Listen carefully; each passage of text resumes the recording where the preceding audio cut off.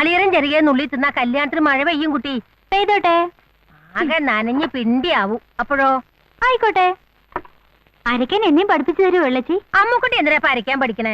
കല്യാണം കഴിഞ്ഞു പോകുമ്പോ ഇതൊക്കെ പഠിക്കണ്ടേ? നന്ദസാറിനോട് പറഞ്ഞൊരു മിക്സി വാങ്ങിച്ചു തരാൻ പറയൂ. ഒരു ബട്ടൺ അമർത്തിയാ മതി, ഒക്കെ റെഡി. നന്ദൻ എന്നെ വഴക്ക് പറഞ്ഞു വെള്ളച്ചി. എന്നോട് പണ്ടത്തത്ര ഇഷ്ടമില്ലാന്ന് തോന്നുന്നു. എന്തിനാ വഴക്ക് പറഞ്ഞ്? അവരുടെ മുറിയിലേക്ക് ചെന്നേന്. ഞാൻ മുടിപ്പിന്റെ അന്വേഷിച്ചെന്നാ. നന്ദൻ എപ്പോഴും ഒളിപ്പിച്ചു വെക്കും. അയ്യേ, അവരോട് ഒറ്റയ്ക്കിരിക്കുമ്പോ മുറിയിലേക്ക് കയറിച്ചില്ല. ഞാൻ പറഞ്ഞു തന്നിട്ടില്ലേ? അയ്യേ, ഈ വെളിച്ച് തോന്നിയസം പറയണു. തോന്നിയാസൊന്നുമല്ല, നന്ദസാറിന്റെ കാര്യങ്ങൾ നോക്കാൻ ഇനി ആളായി. അമ്മുക്കുട്ടിയുടെ കാര്യം നോക്കിയാ മതി. നന്ദൻ കല്യാണം കഴിക്കേണ്ടിയിരുന്നില്ല. അതെ, ഇപ്പൊ കേമായേ. 2 മാസം കഴിഞ്ഞ അമ്മുക്കുട്ടിയുടെയും കല്യാണല്ലേ. ഈ ഗൗരി ഇങ്ങോട്ട് വന്നതാ ഒക്കെ പ്രശ്നമായത്. അവര് പിന്നെ എവിടെ പോവും? കല്യാണം കഴിഞ്ഞാ ഭർത്താവിന്റെ വീട്ടിലല്ലേ ഭാര്യ താമസിക്കുക. ഗൗരി എടുത്തമ്മ അവരുടെ വീട്ടിൽ പൊയ്ക്കോട്ടെ. അതെങ്ങനെയാ? പൊയ്ക്കോട്ടെ, അതിനെന്തേലും വഴി കാണാം. വേണ്ടാത് പറയണ്ട വെള്ളച്ചി. വഴിക്ക് വീണ എല്ല് പൊട്ടോ? ചിലപ്പോ. എല്ല് പൊട്ടി വേദനിക്കോ? ആദ്യം തിരി വേദനിക്കും, പിന്നെ ഒരു തരിപ്പാ. വെള്ളച്ചിട്ട് ഏതെങ്കിലും എല്ല് പൊട്ടിയിട്ടുണ്ടോ? പരമം തല്ലി ചതച്ചിട്ട് പൊട്ടാത്ത ഒരെല്ലും ഇനി ഈ ശരീരത്തിലില്ല. ആട്ടെ, എന്തിനാ അറിയണേ? ഏയ് ഒന്നുമില്ല, ഒരു പഴഞ്ചൊല്ല് ഓർമ്മ വന്നതാ. അടി തെറ്റിയാൽ ആനയും വീഴും.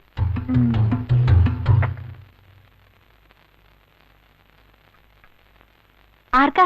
നന്ദേട്ടന്. ഇങ്ങതാ, ഞാൻ കൊടുക്കാം. വേണ്ട വേണ്ട, ഞാൻ കൊണ്ട് കൊടുത്തോളാം. എന്റെ കയ്യിൽ നിന്ന് ചായ വാങ്ങി കുടിക്കുന്ന നന്ദന് കൂടുതൽ ഇഷ്ടമെങ്കിലോ? അത് പണ്ട്. ഇപ്പൊ എന്റെ കയ്യിൽ നിന്ന് വാങ്ങി കുടിക്കുന്നതാ ഇഷ്ടം.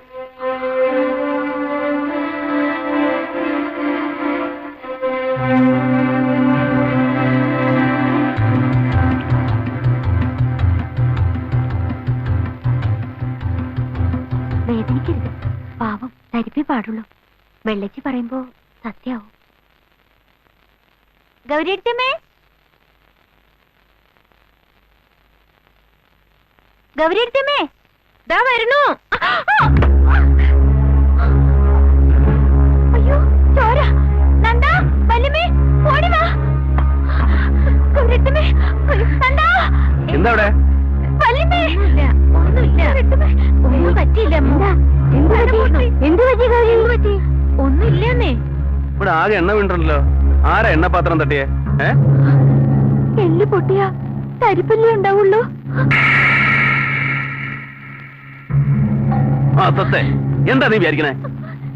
വേണ്ടാന്ന് വിചാരിക്കുന്നവരും കുറുമ്പ് കൂടാ. വീണ് തല പൊട്ടിയിരുന്നെങ്കിലോ? മിണ്ടി പോരുത്. സാരല്ലേ നന്ദേട്ടാ, ഒന്നും പറ്റിയില്ലല്ലോ. പറ്റിയിരുന്നെങ്കിലോ? ആരാ സമാനം പറയാ? നീ സമാനം പറയോ? അധിക പ്രസംഗി. നിനക്ക് ഇഷ്ടംപോലെ തട്ടാളെ വന്നവള് ക്ഷമിക്കാന്ന് വെച്ചാൽ എത്ര ക്ഷമിക്കാ? ലാളിച്ച് വഷളാക്കിന്ന് പേരും. ഇതിനൊക്കെ വളം വെച്ചിരുന്ന എന്നെ വേണം പറയാൻ. പിടിക്കുന്ന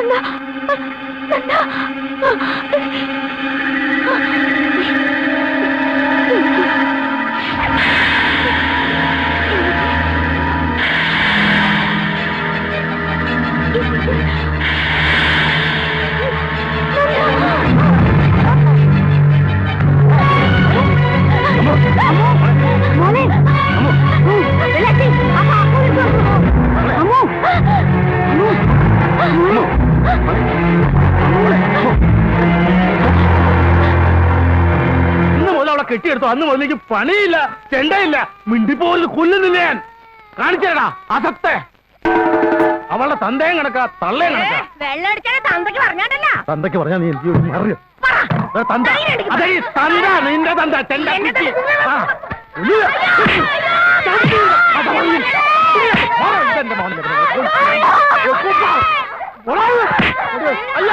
എന്നെ കൊന്നേ ഇവരെല്ലാവരും.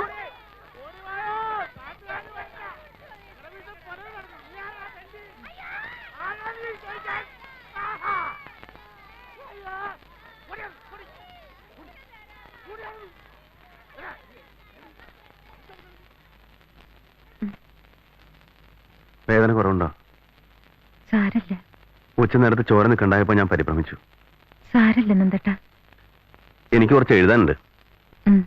ആ ഫ്രണ്ട് ലൈൻകാർക്ക് ഒരു ആർട്ടിക്കിൾ കൊടുക്കാന്ന് പറഞ്ഞിട്ട് അവർ ഇരിക്കപ്പുറത്ത് തരണില്ലേ? നിന്നെയും കൊല്ലും, ഞാനും ചാവും. നോക്കോ, ശല്യായാലോ ഇത്? എന്താ നന്ദേട്ടാ? ആ പരമനും വെള്ളത്തി എന്നും മുഴക്കം അവിടെ. നന്ദേട്ടാ, ഒന്നുമില്ല.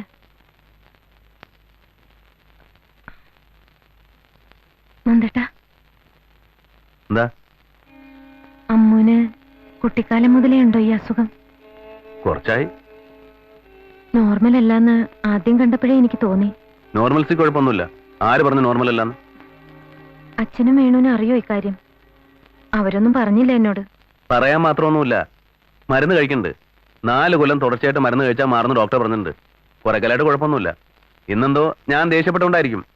മരുന്നിന് 2 മാസം കൂടെ കഴിച്ചാൽ മതി. വേണുവിനോടും അച്ഛനോടും പറയാതിരുന്നത് ശരിയായില്ല. മനഃപൂർവ്വമല്ല, ഒക്കെ മാറുകയല്ലെന്ന് വിചാരിച്ചു. അതിനുള്ള സന്ദർഭം ഉണ്ടായില്ല. നീ ഇപ്പൊ പറഞ്ഞിട്ട് എന്താ കാര്യം? നേരത്തെ പറയായിരുന്നു, പറയേണ്ടതായിരുന്നു. എന്റെ തെറ്റ് അല്ലേ? അതുകൊണ്ട് ഇപ്പൊ ഇവിടെ എന്തെങ്കിലും സംഭവിച്ചോ? സുഖമില്ലാത്ത കുട്ടിയെ തലയിൽ കെട്ടിവെച്ചു എന്ന് പറഞ്ഞാ ആരും ഒന്നും ആരുടെയും തല കെട്ടിവെച്ചിട്ടില്ല, വെക്കണമില്ല. ഗൗരി, ഞാൻ നേരത്തെ പറഞ്ഞല്ലോ, അമ്മൂന് വേണ്ടി ഞാൻ ഇതുവരെ ജീവിച്ചത്, ഇനി ജീവിക്കുന്നതും. അപ്പൊ വേണു എന്തെങ്കിലും മുടക്കം പറഞ്ഞാൽ? വേണു മുടക്കം പറയാണ്ട് നോക്കേണ്ടത് നമ്മുടെ ചുമതലയാ. നോക്ക്, ഇത് അത്ര വലിയ മഹാരോഗമൊന്നുമല്ല. കല്യാണം കഴിഞ്ഞിട്ടാണ് ഇങ്ങനെ സംഭവിക്കുന്നെങ്കിലോ അവൻ അവളെ ഉപേക്ഷിക്കോ? ഇതങ്ങനെയല്ലല്ലോ. നേരത്തെ ഒന്ന് പറയായിരുന്നില്ലെന്ന് ചോദിക്കില്ല അവൻ? പറയാം, സാവധാനത്തിൽ പറയാം. നേരത്തെ പറയായിരുന്നു വേണ്ടിയിരുന്നു. ഞങ്ങൾ നിങ്ങളെ ചതിച്ചു, അതല്ലേ പറഞ്ഞു വരുന്നത്? അങ്ങനെയൊന്നും പറഞ്ഞില്ലല്ലോ ഞാൻ. നേരിട്ട് പറഞ്ഞില്ല, പക്ഷേ പറഞ്ഞില്ല, സൂചന ഉണ്ട്. എന്തായാലും വേണു അമ്മും തമ്മിലുള്ള വിവാഹം നടക്കണം. ഇതറിയുമ്പോ അത് നടന്നില്ലെങ്കിലോ? എന്താ, അമ്മുന്റെ കല്യാണം മുടക്കാനാണോ ഭാവം? ഞാനൊന്നും മുടക്കണില്ല നന്ദേട്ടാ. പക്ഷെ അറിഞ്ഞ സ്ഥിതിക്ക് അവനോടൊന്ന് പറയണ്ടേ? ഇനിയിപ്പോ ഇത് കൊട്ടി കൊടിച്ച് വഷളാക്കണ്ട. പറയാതിരുന്നാലാ ചിലപ്പോ വഷളാവുക. എന്നാ ചെന്ന് പറയും നിന്റെ പുന്നാര അനിയനോട്. എന്നിട്ട് അവൻ ഇതിന്ന് ഒഴിയട്ടെ. എന്റെ പെങ്ങളെ മുടക്കാത്തിരക്കായിട്ട് കാലാകാലം ഇവിടെ കഴിഞ്ഞോട്ടെ. പിന്നെ എനിക്കെന്താ ഒരു ജീവിതം? ഇത്രയും കാലം ഒറ്റയ്ക്ക് കഴിഞ്ഞതല്ലേ? ഒച്ചയിടണ്ട, അതിന് മാത്രം ഞാനൊന്നും പറഞ്ഞില്ല. കൽപ്പിക്കണ്ട എന്നോട്. പറയേ, പറയാതിരിക്കേ, എന്ത് വേണച്ചു നിനക്ക് വരുന്ന പോലെ വരട്ടെ. വേണു ഈ കല്യാണത്തിന് സമ്മതിച്ചില്ല എന്ന് വെച്ചാൽ നന്ദേട്ട, മധു ഇത് കഴിയണതിന് മുമ്പ് പിരിയാനാണോ നമുക്ക് യോഗം?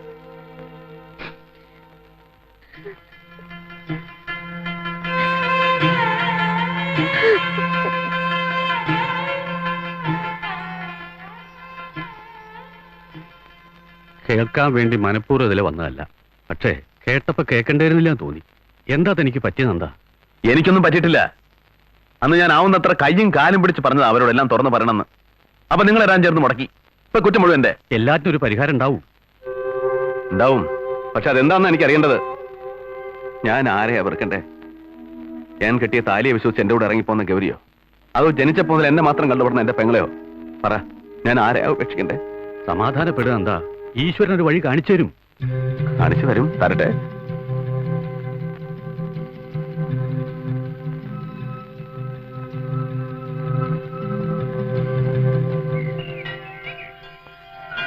ഗന്ധർവന്മാരെ,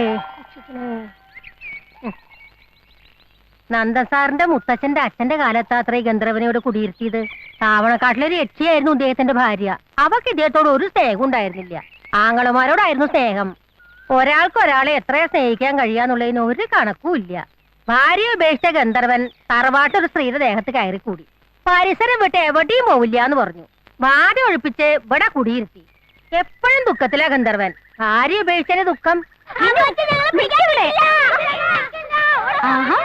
കേമായിരുന്നില്ലേ വെള്ളച്ചിന്നലെ? പുതിയ എല്ല് വല്ലതും പൊട്ടിയോ? അമ്മുക്കുട്ടിയുടെ എന്ത് പറഞ്ഞാലും കുഴപ്പാ അല്ലേ ഗൗരിക്കുട്ടി?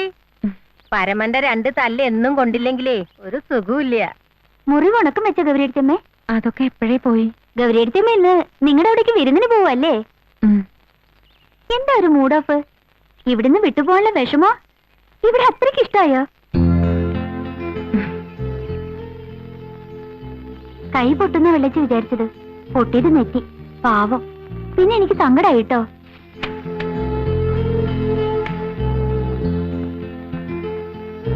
നന്ദാ, രാഹുകാലത്തിന് മുമ്പ് ഇറങ്ങിക്കോളാൻ പറഞ്ഞു വല്യമ്മ. ഇതെന്താ കൊണ്ടുവന്ന പെട്ടി അപ്പാടെ തിരിച്ചുകൊണ്ടു പോവാ? അപ്പൊ ഇനി ഇങ്ങോട്ട് തിരിച്ചു വരാനുള്ള പരിപാടിയൊന്നും ഇല്ലേ?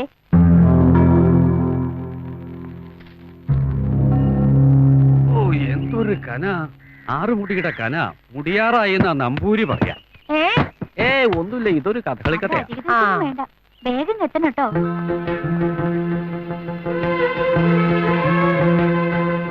പോട്ടെ വല്യമ്മേ. പോയി വരട്ടെ എന്ന് പറയൂ മോളെ.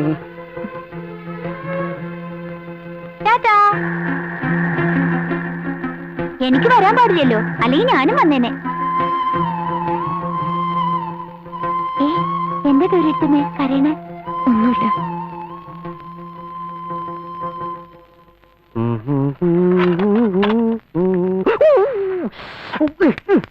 വിഡി, വെള്ളം തിളയ്ക്കുമ്പോ പാത്രം പൊള്ളൂന്നറിയാത്ത വിഡി. ഇതും കൂടി അറിയില്ലേ പിന്നെ നീ എങ്ങനെയാ ഒരു കുടുംബം പുലർത്താൻ പോണത്? എന്താ? കൈ പൊള്ളിയതാ.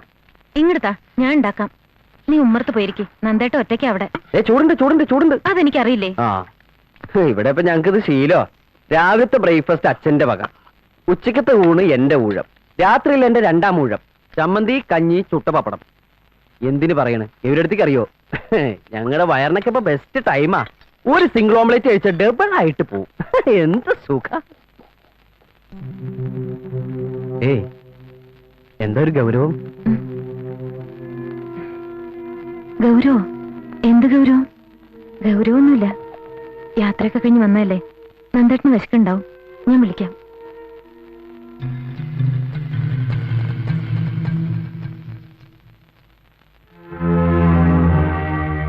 നന്ദേട്ട, ഊണ് കാലായിരിക്കണു. അച്ഛനും വേണു വെയിറ്റ് ചെയ്യണം നമ്മളെ.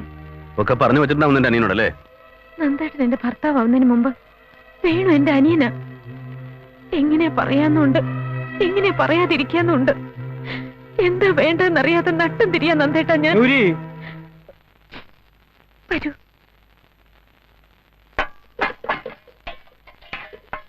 എന്റെ പ്രിപ്പറേഷനാ, എങ്ങനെയുണ്ടെന്ന് നോക്ക്. ഗൗരിയും കൂടി ഇരിക്കൂ. നിങ്ങളുടെയൊക്കെ കഴിയട്ടെ. മോഡേൺ പെയിന്റിങ്സിനെ കുറിച്ച് നന്ദേട്ടൻ എഴുതിയ ആർട്ടിക്കിൾ ഞാൻ വായിച്ചു, മനോഹരായിരുന്നു. രവിവർമ്മയുടെ കളർ സെൻസിനെ കുറിച്ച് അറിയാത്തവരാ ഇവിടെ വെസ്റ്റേൺ പെയിന്റിങ്സിനെ കുറിച്ച് ഘോരം പ്രസംഗിക്കുന്നത്. ഡാലിയും റംബ്രാൻഡും വാൻഗോഗും ഒക്കെ ഇവർക്ക് മന്ത്രം പോലെയാ. അതിനപ്പുറത്തുള്ളവരെ കുറിച്ച് ഒന്നും അറിയില്ല. നിങ്ങൾ ഇങ്ങനെ ചോറിന്റെ മുമ്പിൽ സംസാരിച്ചിരുന്നാലോ? ഊണ് കഴിക്കേ. പ്രൊഫസർക്ക് ഇനി 2 മാസം കൂടി ഉള്ളൂ, അത് കഴിഞ്ഞാൽ പിന്നെ എനിക്ക് ജോയിൻ ചെയ്യാം. ഒരു ജോലി അത്ര വലിയ പ്രശ്നമൊന്നുമില്ല, അന്നേ ഞാൻ പറഞ്ഞല്ലേ. ഈ ജോലിയും അത്ര പ്രശ്നമൊന്നുമല്ല, 2 മാസം വെയിറ്റ് ചെയ്താൽ മതി. ആ, ഗൗരവടുത്തി പുഷ്പടുത്തി കണ്ടിരുന്നു ഇന്നാള്. ഭയങ്കര പരിഭവത്തിലാ, കത്ത് എഴുതിയില്ല എന്നും പറഞ്ഞ്. നന്ദേട്ടാ, പുഷ്പേച്ചിയും ഇയാളും കൂടി ഒരു പണി ഒപ്പിച്ചു. പണ്ടാ പറയട്ടെ നന്ദേട്ടനോട്.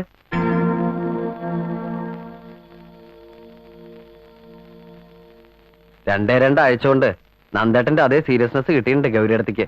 ഇതെങ്ങനെ ഒപ്പിച്ചെടുത്തു?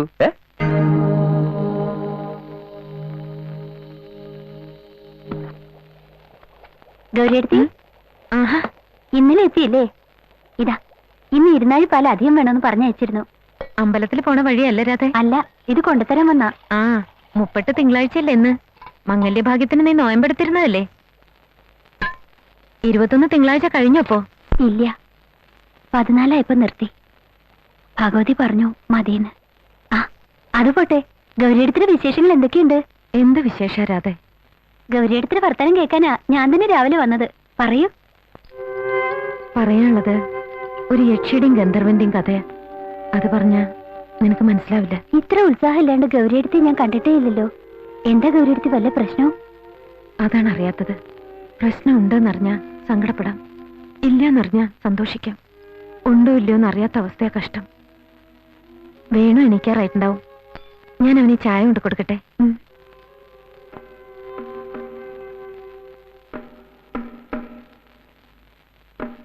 വേണു, വേണു, എണീക്ക്, ദാ ചായ.